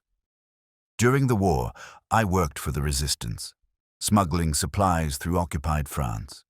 We used chemical additives to disguise wines from German inspectors to make them appear spoiled and worthless. Later, I experimented with purification methods, removing impurities from oxidized vintages. Claude stole my notes, twisted them, used them to manufacture his so-called perfection. He always wanted to be a god among men, to erase the boundary between chemistry and creation. And you just let him run wild with that? I asked. I thought he was dead, Morel said quietly. I saw his name on a list from the wreck of the Ladrian. When I learned what had happened here, what he'd done under my name, I came to see the damage myself. Wolfe leaned back, fingers pressed together. You expect me to believe that you were ignorant of his survival until now? Yes, Morel said simply. Because if I had known, I would have stopped him long before he reached you. There was silence. Wolfe's eyes were on the man like a microscope on a specimen. The stillness stretched so long that even Fritz, watching from the doorway, seemed to hold his breath. Finally, Wolfe said, "Sit down." Morel obeyed. Wolfe spoke without looking at him. "Archie, telephone Kramer. Tell him that Mr. Morel has returned and that I will explain when he arrives." I did as told, though I wasn't sure whether I was calling to report a resurrection or a confession. When I hung up, Wolfe said quietly, "You understand, sir, that your story is unprovable. Your identity is unverifiable. You may well be the same man who stood here before and has returned under a new claim." "I expected skepticism," Morel said, "but you are too intelligent to ignore evidence. My passport, my research notes, even my fingerprints, all will show differences from the man you turned in. If you examine the Burgundy's formula carefully, you'll see two variations. One stabilizes oxidation, the other accelerates it. Claude's version killed. Mine preserved." He looked directly at Wolfe. "The irony, Mr. Wolfe, is that he believed he was purifying wine. I was trying to preserve it. We both failed." Wolfe's jaw tightened. "And yet you come here now, uninvited, knowing how your name poisons the air. Why? To ensure that what remains of my work is not buried as his crime," Morel said quietly. "He's gone now. Your police saw to that. But the formula still exists, scattered through documents and bottles. You alone can destroy them without the world suspecting a cover-up." "And why should I help you?" Wolfe asked. Morel's expression softened. "Because, Mr. Wolfe, you understand better than anyone the sanctity of creation, the delicate balance between art and arrogance. You saw what happened when men mistook imitation for mastery. If those notes survive, others will follow him, and you, sir, will spend the rest of your life watching more Burgundy turn blue. That got him. I saw it in the slight flicker of his eyes. When Kramer arrived 20 minutes later, the scene was almost surreal. Wolfe silent and massive behind his desk, Morel calm and weary in the red chair, and me trying to make sense of which twin had died and which one had invented a ghost. Kramer looked ready to bite through his cigar. You again? I've got half the department thinking I can't tell one murderer from another. This one, Wolfe said, is not the same. Kramer blinked. Not the same what? Not the same man. Twins. Claude and Henri Morel. We have apprehended the wrong brother. Kramer groaned. Wolfe, if you think I'm going to buy a soap opera plot— Inspector, Wolfe interrupted. Spare me dramatics. Mr. Morel has provided documentation sufficient to warrant verification. I suggest you detain him for questioning, not conviction. Kramer's glare shifted between them like a man choosing which headache to nurse. Finally, he sighed. Fine. But if this turns out to be another trick, I'll bring the both of you in, and your orchids too. When they left, Wolfe stayed very still, his gaze fixed on the empty doorway. I waited for some profound statement about human frailty or the rot of genius, but what he finally said was simpler and far colder. Archie, he murmured, there is no twin. I turned. You don't believe him? I believe the deception is unfinished, he said. Claude Morel is still alive. Alive? But Kramer. We'll confirm nothing, Wolfe said. This new Morel came not to confess, but to erase. He wishes to remove the last evidence, his brother's crimes and his own guilt. That cannot be allowed. He leaned back, eyes narrowing. Tomorrow we will visit the warehouse where Devereux died. If there is a twin, we will find his reflection there. If there is not— He paused. Then we shall discover what kind of man would murder himself twice. That night, the brownstone stayed lit far later than usual. I heard Wolfe pacing upstairs, slow, deliberate, measured steps. Outside, the city moved like a restless current, and the faint glint of blue from that sealed bottle on his desk seemed to pulse with its own quiet life, as if the story wasn't done with us after all. And I had the uneasy feeling that, before long, something, or someone, would come back to prove it. The next morning, I came downstairs expecting to find the brownstone back to its usual tempo, Wolfe grumbling over the Gazette, Fritz muttering about breakfast, orchids soaking up Bach upstairs. But the place felt different. The quiet wasn't peaceful this time. It was listening. There's a kind of stillness Wolfe gives off when he's in the middle of constructing something inside his head, and that morning it hung in the air like static. He was already seated behind his desk when I entered, the bottle of blue Burgundy in front of him again, untouched. The sunlight caught the glass and threw an odd shimmer across the room, like the thing was alive. Wolfe didn't look at me. His gaze was fixed on that bottle as if it might start confessing on its own. Archie, he said without looking up, fetch the Volmer report from last week, the second analysis. I pulled the folder from the cabinet and set it on his blotter. You're still chasing the ghost of Morel? He grunted. Ghosts are not my métier. I'm considering men, one living, one perhaps pretending not to be. Meaning you don't buy the twin story? Of course not. It is a childish contrivance, but it was told with the confidence of someone who believes he can make even the implausible sound inevitable. He finally turned to look at me. That, Archie, is what concerns me.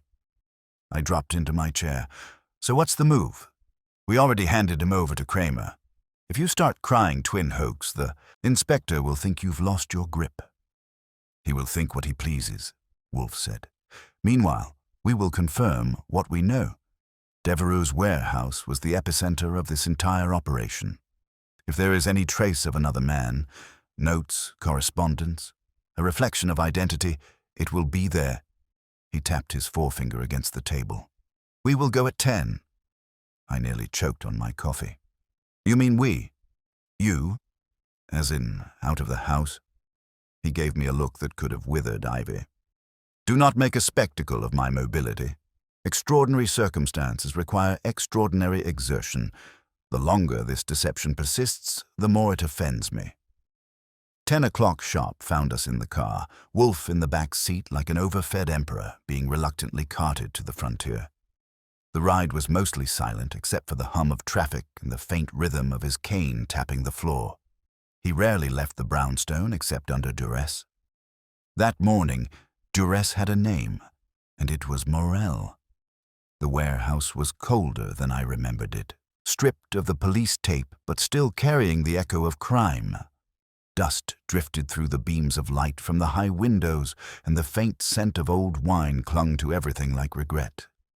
Saul Panzer was already waiting, hands in his coat pockets, expression neutral but alert. Inspector's men cleared out yesterday, Saul said. No one's been here since. You sure there's something left to find? Doubtless, Wolfe murmured, stepping carefully across the concrete floor. A man as meticulous as Morel does not vanish without leaving a trace of his own vanity. It is a common failing among chemists and counterfeiters. He gestured toward a corner where a set of shelves stood half collapsed, littered with broken glass, and notebooks swollen from damp.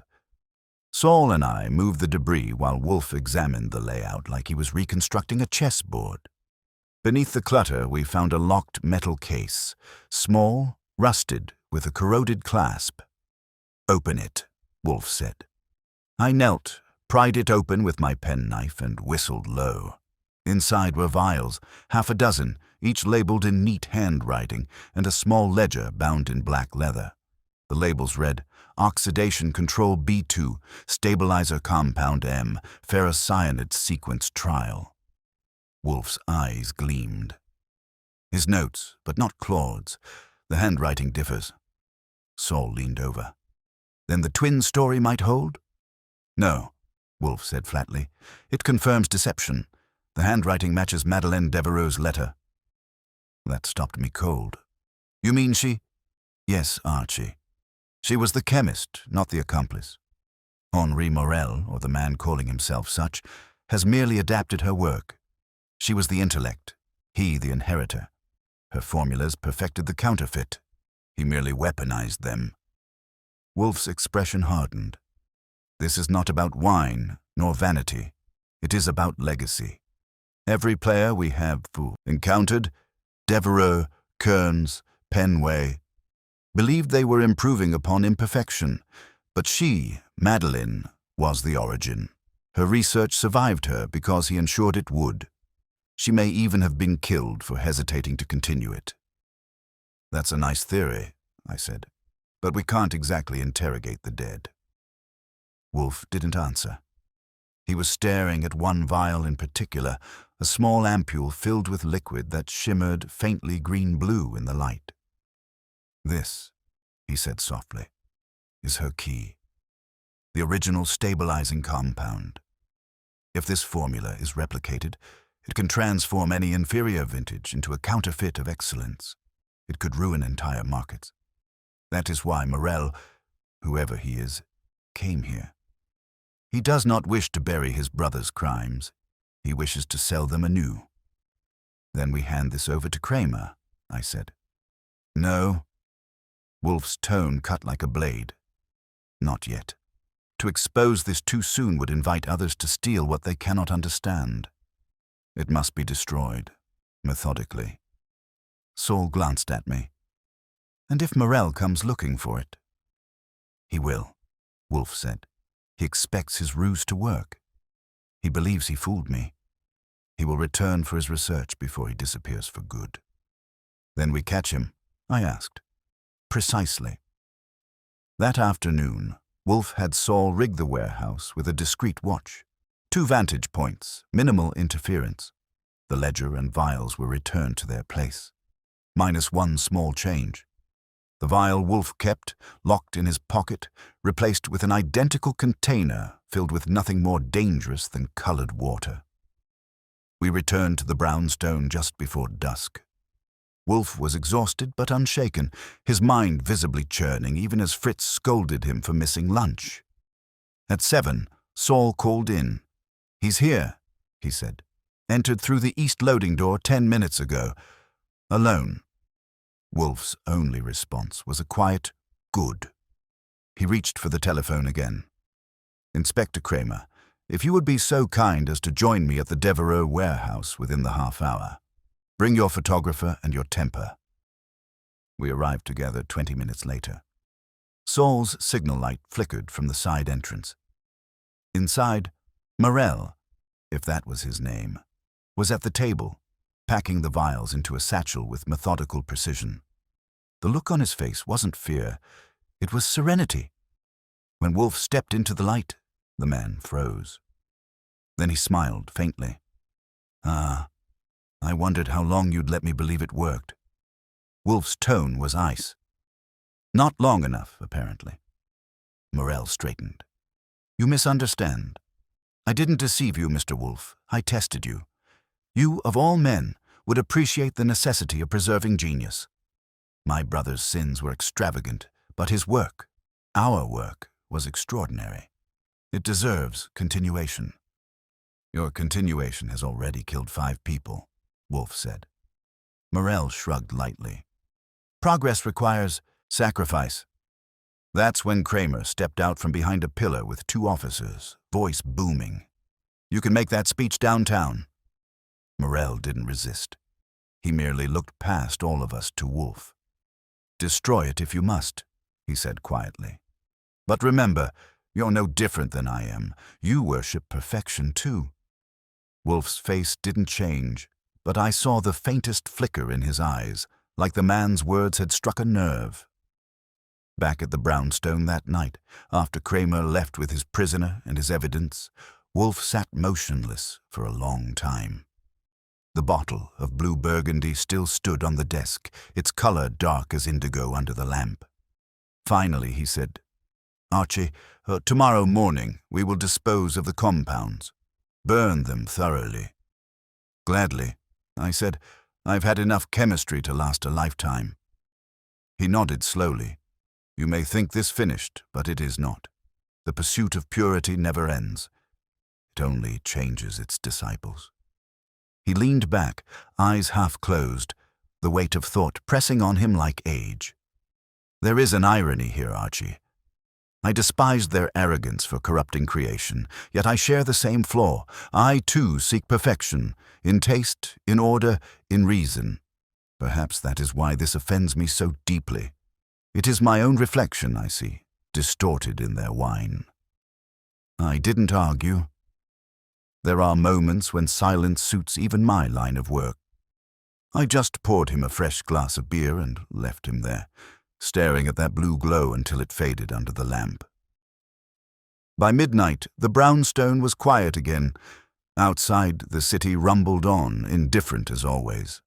Inside, Nero Wolfe sat with his thoughts, and I knew that even if the Burgundy was gone by morning, the aftertaste of the case would linger, rich, bitter, impossible to forget. The next morning began gray and rain-slicked, the kind of day that makes New York look like it's been varnished in smoke. Fritz was downstairs muttering about damp air and spoiled cream, but I knew the real storm was upstairs in Wolfe's head. I'd seen that kind of silence before, the heavy, humming kind that comes when his mind's working over something that doesn't fit cleanly into logic. He didn't look up when I brought in his breakfast. "Set it there, Archie," he said. I did. "You've been staring at that bottle for an hour, planning to drink it or prosecute it." His eyes flicked toward me, calm but sharp. "Neither. It is an artifact now, a monument to folly. Yours or theirs?" he grunted. "That remains to be seen." By noon, Kramer called, raspy, irritated, and triumphant in equal parts. "We've got confirmation," he said. "Your Frenchman, Henri Claude, whichever he's calling himself, is one man. Fingerprints match across every file, even the one he claimed belonged to his brother. No twin, no doppelganger, just a master liar with good diction. I expected no less, Wolfe said. Kramer went on. He's not talking. Says he'll only speak to you. I told him the city doesn't run on his schedule, but he's not budging. You want him, come get him. Wolfe hesitated. A rare thing. Then, send him here. Here, Kramer barked. I'm not running a delivery service. Then let him rot, Wolfe said, and hung up. That afternoon, while I was filing away the last of the reports, the phone rang again. This time it was Saul. You might want to know, he said. There's a guy hanging around near the brownstone, tall, foreign, grey coat. Looks like Morell's twin if he had one, only this one's walking free. I went cold. Stay on him, don't spook him. By the time I relayed it to Wolfe, he was already pressing the bell for Fritz. Archie, lock the front door. We will not admit visitors until Mr. Panzer confirms the pursuit. He sat perfectly still, eyes half closed. You see, Archie, Kramer has the man who wishes to be caught. The other, the real Claude Morel, has been at liberty all along. You mean we've got the imposter in jail and the murderer outside our window? Exactly. He reached for the phone again, called Saul, and listened in silence for a minute before hanging up. He's following him south, to the East River. Same place Madeleine was found, I said. Yes, it seems our chemist prefers symmetry. At Wolfe's instruction, we went together, a rare thing. He refused a cab, demanded we take the sedan, and sat silent the whole way, his bulk pressed into the seat like an immovable verdict. By the time we reached the pier, the rain had eased to mist. Saul's car was parked down the block. He's inside, Saul said quietly. Warehouse office. Lights on. Wolfe nodded. We go in together. Inside, the air was thick with the smell of dust and damp wood. A single lamp burned in the back room, throwing a pale circle on the floor. In that circle stood Claude Morel, alive, real, and exactly as I'd seen him before, sharp, silver-haired, eyes burning with something close to pride. I knew you'd come, he said. I wanted you to. You've seen enough to understand me. Wolfe didn't answer. He just advanced a few steps, slow but steady. You used your brother's identity to secure protection, then killed him when it no longer served. You wrote the letters in Madeleine's hand to frame her death as remorse. You killed her because she refused to complete the formula. Morel smiled faintly. If you already know, why ask? To hear you confirm it, for yourself. He shrugged. Very well. Yes. Henri was weak. He wanted to save what could not be saved. Madeleine was sentimental. I finished what they lacked the will to begin. You call it murder. I call it correction. Every great work requires a purging of error. Wolfe's voice was low, even. And when you were finished correcting, what then? Then, Morel said, I would have created something incorruptible. A wine immune to time, to decay, to imperfection. Isn't that what you want too, Wolfe? To defeat entropy, to make the transient permanent. For a moment, silence. Then Wolfe said, Pfui. The word snapped through the air like a whip. You mistake discipline for divinity, he said. I pursue order, not eternity. The former serves man, the latter devours him. You have corrupted not wine, but purpose. And for that, you are a fool. Morel's eyes flared, then dimmed. So be it, he said softly. His hand moved toward his coat pocket. Saul reacted faster. 3 strides, 1 swing, and the vial fell from Morel's grip, shattering on the floor. The liquid hissed faintly where it touched the concrete, spreading a thin blue stain that mirrored the bottle on Wolfe's desk. Kramer's men arrived moments later, summoned by Saul's call. Morel didn't resist. He went quietly, almost relieved, like a man who'd already said his last line. Back at the brownstone, Wolfe collapsed into his chair without a word. The case was over. The madness bottled. Fritz brought him beer, but he didn't touch it. I stood by the desk, watching the rain beat against the window. "You did it," I said finally. "The whole rotten barrel's drained." He shook his head. "No, Archie. Merely sealed." He looked at the Burgundy, its blue shimmer dull in the lamplight. "It will remain there," he said. "Untasted. A reminder." "Of what?" He considered, then said quietly, "That purity pursued without conscience leads only to poison, whether in science or art or man." He reached for the cord and rang for dinner. The sound was small, almost gentle. "Trout in cream sauce tonight," he said. "Fritz will be glad to cook for the living again." I couldn't help but grin. That's one way to toast victory. Wolfe gave me a look that might have been amusement. "Victory, Mr. Goodwin, is merely the privilege of surviving folly." And that was that. The rain kept falling, steady and certain, washing the city clean, or trying to. Inside, the brownstone glowed warm again, the last echo of corruption fading into the quiet clink of cutlery and the hum of contentment. Wolfe ate slowly, contemplatively, then said, almost to himself, "Archie, tomorrow remind me to open the window in the plant rooms. Even orchids require imperfection to thrive." "Sure," I said, "and maybe I'll open one for us too." He didn't reply, but I saw the corner of his mouth turn. Not a smile exactly, but close enough. Outside, the city went on sinning as usual, but inside the brownstone, order, however temporary, had returned. Dinner was served, and justice, in Wolfe's world, was never anything less than perfectly timed. ChatGPT can make mistakes. OpenAI doesn't use Amir's workspace data to train its models. Train its models. Train its models. Train its models. Train its models. Train its models. Train its models. Train its models. Train its models. Train its models. Train its models. Train its models. Train its